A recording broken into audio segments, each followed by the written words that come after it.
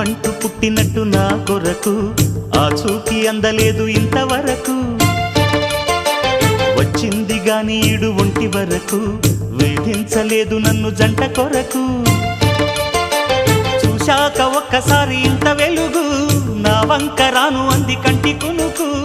ఈ అల్లరి గారడి నీ లీల అనుకోనా నీ పేరు ప్రేమ అవునా ఇవాళే నిన్ను పోల్చుకున్నా